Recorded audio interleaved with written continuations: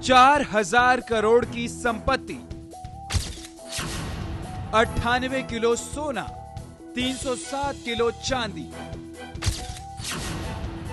University, अस्पताल, stadium और airport, 180 देशों में बने साईं संस्थान। सत्य साईं की इतनी बेशुमार दौलत का मालिक कौन होगा? ये सवाल सत्य साईं के निधन के बाद साल भर से गूंज रहा है। इसी साल जुलाई महीने में बाबा के करीबी सत्यजीत ने 1967 का एक दस्तावेज जारी किया, जिसमें सत्य साईं के दस्तखत हैं। इस दस्तावेज से खड़े हो गए कई सवाल। क्या ये सत्य साईं की वसीयत है? सत्य साईं बाबा के निधन के बाद उनकी वसीयत को लेकर कई सवाल खड़े हुए थे और बहुत बड़ा रहस्य भी बना था। हालांकि ट्रस्ट ने कहा था कि सत्य साईं बाबा ने कोई ऐसी वसीयत नहीं बनाई है और उनके पास जो कुछ था वो तमाम उनके डिवोटीज यानी उनके भक्तों का है। कुछ लोगों ने यह भी कहा कि सत्य साईं बाबा ने अपने हिस्से की बड़ी वसीयत या फिर अपने हिस्से की बहुत बड़ी दौलत सत्यजीत के नाम कर दी है। ये कई सवाल सामने आ रहे थे और इसी बीच एक ऐसा डॉक्यूमेंट इंटरनेट पर सामने आया है जिसमें सत्य साईं बाबा का एक डिक्लेरेशन है। कुछ लोग जिसे वसीयत मान रहे हैं। ये एक रहस्य बना है कि आखिरकार ये डॉक्यूमेंट कहाँ से आया था और ये डॉक्यूमेंट क्या है। ना ये डॉक्यूमेंट में सत्यजीत का बारे में जिक्र है। सत्यजीत नॉट बॉर्न, 1967 का बात है। तो सत्यजीत पैदा होगा तो भी 4-5 साल का होगा या उससे भी कम होगा, पैदा भी नहीं होगा, मुझे उसका उम्र ठीक याद नहीं है। ये पेपर का इतना ही मतलब है कि स्वामी ने खुद अपने हस्ताक्षर किया है एक एफिडेविट के ऊपर, एक डिक्लेरेशन के ऊपर। उसमें स्वामी ने क्या कहा है उसको हम लोग को मानना चाहिए। उसमें स्वामी ने कहा है कि मेरा कोई निजी संपत्ति नहीं है, जो भी यहाँ है मेरे रिश्तेदार, उनका कोई हक नहीं है। इसमें जो भी हक है सब पब्लिक का हक है, हमारा ट्रस्ट है। 1967 में तैयार ये दस्तावेज पिछले कई दिनों से इंटरनेट पर घूम रहा है। इसे सत्यजीत ने ही सार्वजनिक किया है।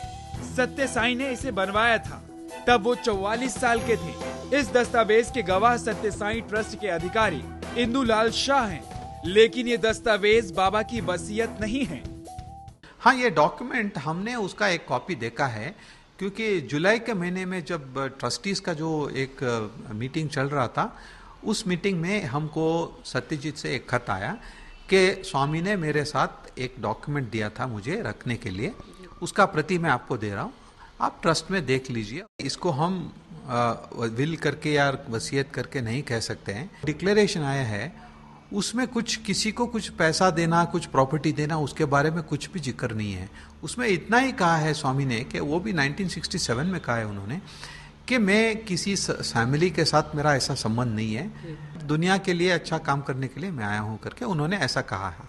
और उन्होंने ये भी कहा है कि जो भी है मेरे नाम पे कुछ नहीं है, जो भी मेरे पास है वो अब पब्लिक के लिए ही रखा है और अच्छे काम के लिए हम इस्तेमाल करेंगे, और मेरे परिवार वाले या कोई भी हो उनको इसमें किसी में भी कुछ हक नहीं है करके उन्होंने कहा है।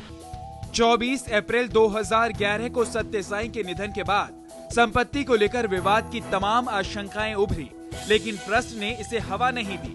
ट्रस्ट के मुताबिक सत्य साईं के भतीजे रत्नाकर या उनके परिवार ने अभी तक इस संपत्ति में कोई हिस्सा नहीं मांगा है। आज के तारीख तक मैंने एक भी बात किसी से नहीं सुनी जो परिवार वाले कह रहे हैं कि जो संपत्ति है उसमें उनका हक है। कोई भी हो, उनका भाई का हो, बाबा का भाई का या बहन का हो, उनका बच्चे पोते, किसी ने भी आज तक नहीं कहा है कि ये जो है स्वामी का ट्रस्ट का प्रॉपर्टी है, उसमें हमारा हक है, इस प्रॉपर्टी में हमको भी एक हिस्सा आना चाहिए, ऐसा करके किसी ने क्लेम नहीं किया। तो मेरे ख्याल में तो ऐसा परिवार का और उसका बीच में तो ऐसा कुछ नजर नहीं आ रहा है। सत्य साईं ट्रस्ट सफाई दे रहा है कि सब कुछ ठीक है, संपत्ति को लेकर कहीं कोई मतभेद नहीं है। लेकिन सवाल यह है कि जब 1967 का दस्तावेज सत्यजीत के पास पहले से था और इंदुलाल शाह को इसकी जानकारी थी, तो ये लोग इस दस्तावेज को साल भर से सामने क्यों नहीं लाए? आखिरकार सत्यजीत ने ये डॉक्यूमेंट सामने क्यों नहीं लाया? क्योंकि बहुत सवाल उठे थे। आपको पता है कि ट्रस्ट कितने शक के घेरे में था। हर कोई सवाल पूछ रहा था कि असली वसीयत कहाँ है, और लोग ये भी कह रहे थे कि सत्यजीत के नाम पे बहुत कुछ दौलत बाबा ने की है। तो उस वक्त क्यों नहीं लाया सामने? अब लाने का मकसद क्या है? मुझे भी थोड़ा अजीब लग रहा है कि जब इतना सब हो रहा था तो सत्यजीत ये डॉक्यूमेंट को ट्रस्ट में तो दे सकता था और दे के कह सकता था कि ऐसा ऐसा स्वामी ने इतना ये साल में हमको दिया है और मेरे पास है और अभी तो मैं ट्रस्ट को सौंप रहा हूँ, ये वो कह सकता था। मगर मुझे तो पता नहीं है कि क्यों इतना दिन उसने नहीं